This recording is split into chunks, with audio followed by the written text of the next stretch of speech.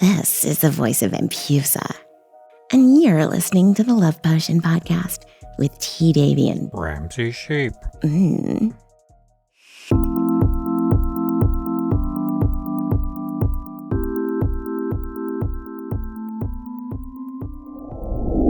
Welcome back to the Love Potion podcast. We have another bonus episode for you guys with the voicing talent for Empusa and Lola. We are also joined by Ramsey Sheep, who is filling in for the poorly Billycakes.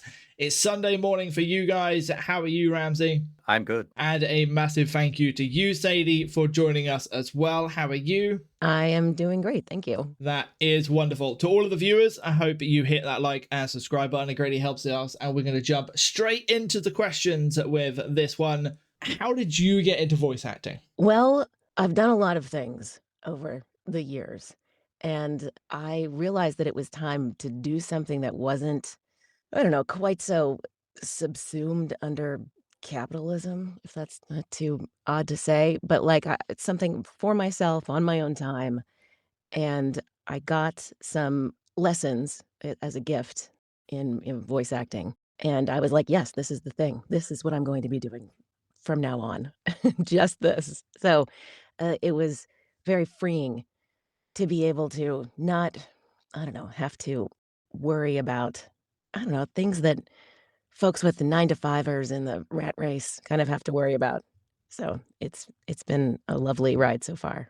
And even if you weren't doing voice acting before that, was it something that had been interesting to you? Had you thought of you would like to do some kind of acting, but you just hadn't had the motivation to sort of jump into it yet? Oh, absolutely. I, with everything from cartoons to video games, I would always say the lines at the same time.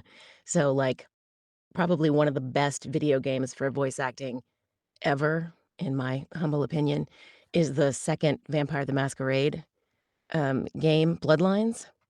It has so many heavy hitters, and I would just stare and repeat all of the lines to try and get the the zeitgeist, to get the feel of being one of them. And luckily today I am.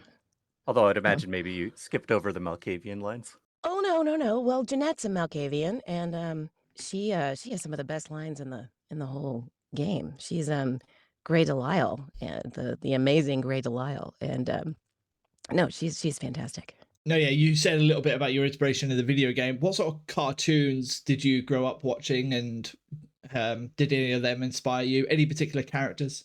I think that the Batman the Animated Series was probably the most influential for voice acting in particular. I mean, with Arlene Sorkin creating Harley Quinn, what an amazing creation it was, that it has launched so many other, sort of imitators. But even just everyone on that show, from Kevin Conroy, and I don't know, it was fantastic and serious in a way that good gummy bears aren't going to be. So it's nice to see animation that's not just for kids, but also was watched by kids everywhere. So, and of course stuff like Cowboy Bebop, but that doesn't, I mean, that sort of goes without saying, or maybe it doesn't. I don't know. With the are there any that come up a lot that folks talk about in your experience? If you're into anime, generally people respect Cowboy Bebop because it was a very high quality vocal deliverance, whereas a Yeah. lot of anime, when they're dubbed, it's not Yeah, necessarily it's the not. But Steve Bloom, what a goat. I'll leave the cartoon expertise to Ramsey, as that was his field for 20 years. So, Oh, wow. so you started very late into voice acting. You said you got some lessons, and that's how that spawned. What advice would you have for anyone out there who wants to become a voice actor themselves? Voice acting is not about having a nice voice. So if you don't have a nice voice, that's fantastic. And it's more about doing the acting part. And that's, of course, the challenge. So doing lots of, not necessarily improv, but lots of practicing and coaching. There's a great place called Skills Hub where you can do like workout rooms where, you're with your peers and you read copy together and get critiques and that sort of thing. And that is probably the best way to start and get more knowledge about the field. And, then after you've sort of grown your skills, you can figure out where to get auditions and do things like that. But the acting is actually the most important part. And I do a lot of commercial stuff. And strangely, that's just as much acting. It's really, what is it? Oscar Wilde said that natural is the hardest pose to maintain, or something along those lines.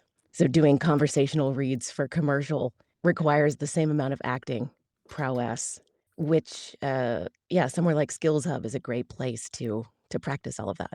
That's probably my biggest advice is coaching and practice. And since a lot of voice actors obviously are going to be working from home because you're not always going to have the luxury of being right next to a studio where you're Yeah. recording, if you are doing a home setup, what kind of recommendation would you give for people just starting? Like, what kind of like price range of microphones and other things around to create a little booth? What software to use? Like, what would your recommendations be?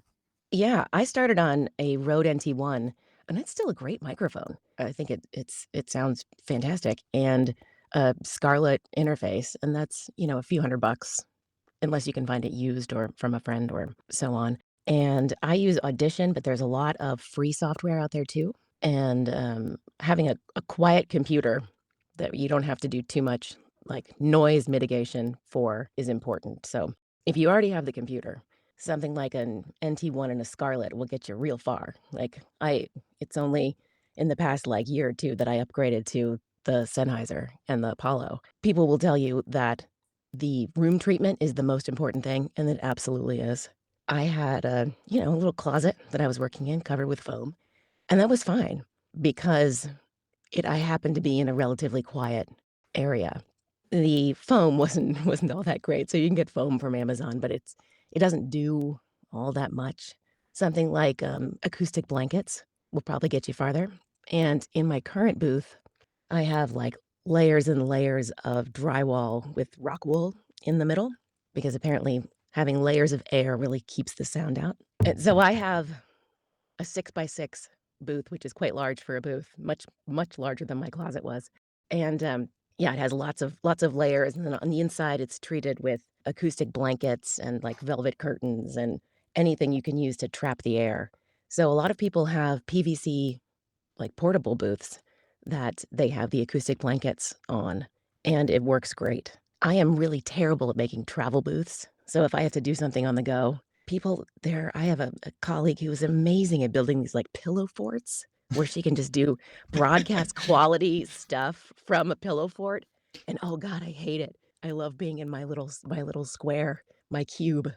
That sounds so Yeah. much better than my setup for doing vocals for my band back in the day. We had two folding closet doors that we pulled off the closet and put them Yes. together into like essentially a coffin. Right? And they would drape moving blankets along the inside and then throw one over the top and just lower the Yeah. microphone into me, so I'd just be screaming in the dark.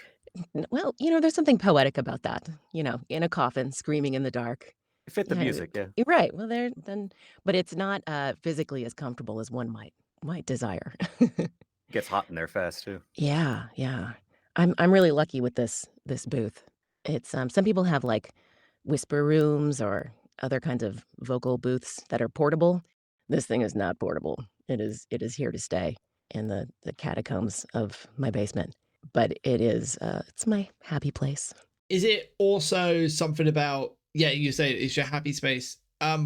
You're trying to like work outside of your booth, it may be harder to get into the character that you're trying to do. Is it when you walk into that booth, like your mindset changes, like an actor walking on set? Oh, for sure. I mean, I have velvet curtains and I pull them back and I'm like, now I'm in my domain.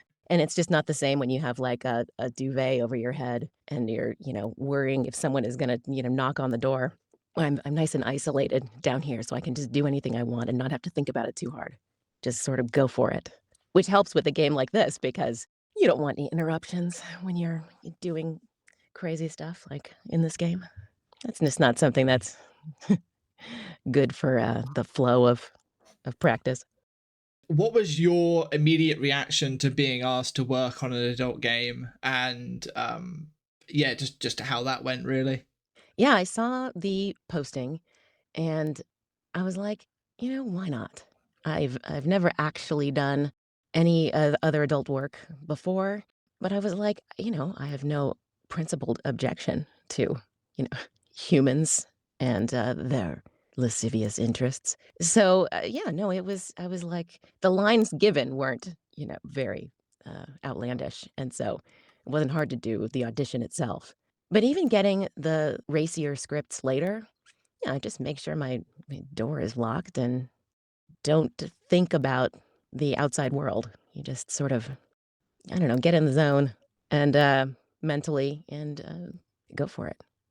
So it was the first thing I'd ever done, but I was never opposed to the idea. So yeah, it was interesting and exciting, and I'm glad I'm on this project. Yeah, this was my first adult game too. And how much have you actually seen of sort of like your performances being turned into animation? Well, I haven't seen very much because a lot of that stuff gets cut. I've looked at a couple like walkthrough sort of videos that are up, but they mostly just have like when you're doing the dialogue choosing screens, and they'll have some commentary. So I haven't gotten to see a lot of the others, more detailed work. But I'm excited to see it. I was really interested because isn't just like a dating simulator or what have you. It's got like a funky plot, and there's lots of stuff going on, and it was very unexpected, and I'm happy for that. So one day I'll get to see it. I already said this yesterday to the voice actor who plays Anya and Athena that I'm happy to put all of the safe for work videos in a little video package and send them over so you guys can see what's sort of going on around the world, so you get a little bit of a feel for the game. Oh yeah. Your character, of course, Empusa, being the guide character and one of the more important ones in the game so far. That voice is very unique. How did you come up with that voice? I saw the illustration and I was just like, what a delightful little brat. And so it's just so fun to do that voice because she's just like, oh, you little human, you're such a slut. I love it. Like she's just, oh, and she is just a delight to do because she's such a brat, and who doesn't want to get their inner brat out there sometimes? So no, it's fun. It's a good time. One thing that I hope you'll be able to pick up on when you do see some like animation is I always go off of what I'm given. So the more nuanced and interesting the vocal reads, the more I have to use in animation because I don't approach this like a video game. I just approach this like animation. Mhm. So you'll get a lot of like if you prolong things, if you add little accents, like you'll see them on the character. And so hopefully you'll pick up on that and like it. Oh Uh, yeah. but also, how do you feel about the characters that you do? They're a lot of fun to do, because, like, Lola is, kind of, I don't know, mercenary, and, she's also a brat in her own way, so I really get to live out my inner brat here, and she is a kind of, I don't know, easier voice to do, but a little less fun, I have to say, than Impusa. She you can really, get in there, and, now that I know how the animation is done, I'll be able to add a little bit more extra sound and spice if I can. Yes, Yeah. yes. I mean, you are the first of the voice actors to send in the podcast intro read with your own little ad lib at the end. None of them done that, and then you were the first one to do it, and then just the manager who organizes all of you guys went to all of the other ones, was like, oh, by the way, this happened. Do you want to try and add your own little Nice. ad lib?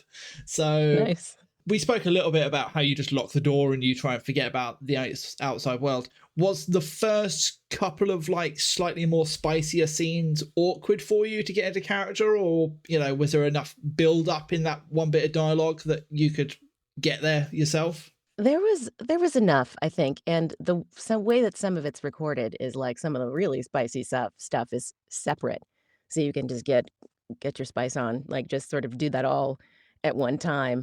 And then as far as like the, sounds, you can just sort of have a session of sound. so to speak. And then I don't think that any of the like dialogue has been so spicy that it was uncomfortable at all. So that's, that's good. It's good for me. And if you had other voice actors who were asking you for advice, like they were about to do something in an adult game for the first time, would you give advice that's different than any other type of project, or do you think there's some specific things that are maybe helpful to tell them beforehand? I think it's really, in this case, it's acting, but it's mostly about just inhibitions. You just have to sort of say fuck it, or I don't know if this is a swearing. No, you're fine. We're in an 18 plus community. You're all good. Yeah, and just sort of let your self dissolve, and just not worry about that or the outside world, and have fun with it. Because this has been, I mean, this is like one of the funnest projects that I've ever done. So I love getting new scripts, and it's just been a delight. So I'm very, very happy about continuing. Well, when hopefully game 5 rolls around and there's a different role that we can offer you, you take that one as well. That'd be great fun. We've been discussing the heavier voice lines in this game. It's something that's been new for Symphony of the Serpent compared to the 3 previous games, because we've allowed there be longer time between the story updates so we can do more voice stuff, because it allows you guys time, but it also allows Ramsey time to get all the animation done. And previously the other games had a 2-week schedule, which was just too fast. It wasn't going to be possible. Also, NLT was the only animator on those projects, while now he has a couple of helping hands.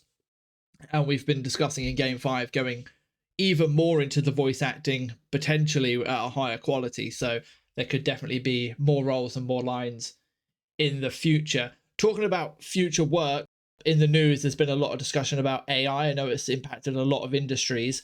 Are you a part of a voice acting guild? I know they're quite popular. And are you any worried about AI at all? I am not yet a member of NAVA, which is the main group that is creating AI protections. But I'm going to be. And AI, Jesus. I mean, it's people bill it as this.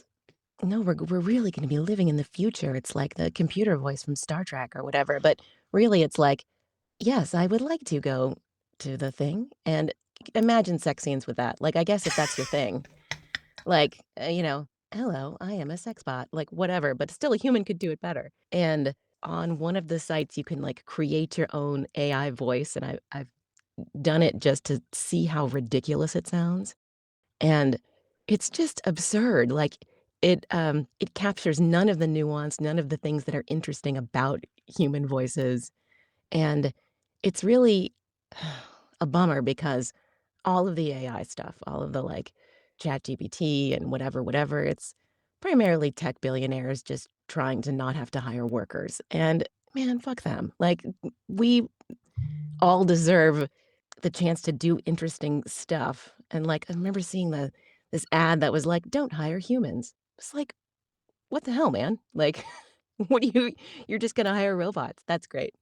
And if it were like actually hiring robots to do stuff that is menial, like menial labor, like, I don't know, cleaning the ocean or something, and that would leave us free to pursue artistic, endeavors, that would be one thing. But it's taking over art so that, we can do the menial tasks. It's just an inversion that makes no sense whatsoever.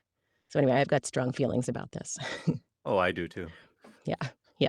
And I remember when like Mid-Journey came out, and I was like, wow, this is so interesting. And then I like learned that it was just stealing artists' work. And I was like, oh God, I feel so dirty. Like I'm ashamed that I thought it looked cool. And yeah, so anyway, that's where I stand. In the yesterday's interview, they spoke very highly of Nava, and they are a part of that. So the voice actor, I highly recommend joining them by the sounds of what they was talking about yesterday. So it's really good. Yes, AI is a blight on a lot of the arts crafts around the world. In that one, you can change your voice very quickly. I've been noticing.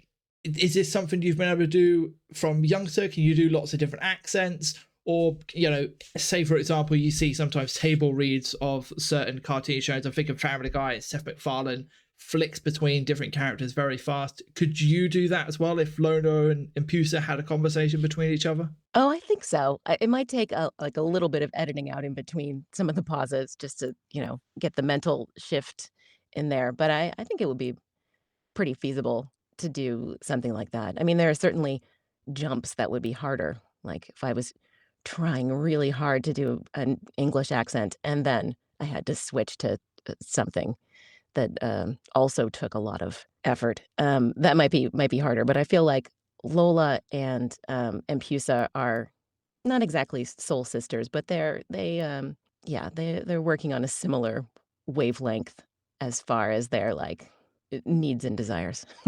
Although you're definitely adding different things to each, because until Davey told me this last week, I didn't actually realize that you did both voices. Oh, well, I'm glad to hear that because sometimes I worry that I'm making everything just sound the same. Definitely not, because I have a different perspective on your voice than probably most other people who are going to be Mhm. involved, because I have to sit there and scrub through your audio forms to do lip sync breakdowns. Right, So right. Yeah. so I hear every tiny little nuance of the voice, and even then, it never occurred to me that you did both voices. Well, that's a really high compliment. Thank you. Thank you very much. Speaking of the voice and what you could do with it, do you have certain routines and stuff to both warm up, but then also maybe some like maintenance stuff that you do in between recordings to make sure that your voice is healthy and strong? I probably should have more of that. I don't. I mean, just doing auditions on a daily basis, you warm up, you do your auditions and you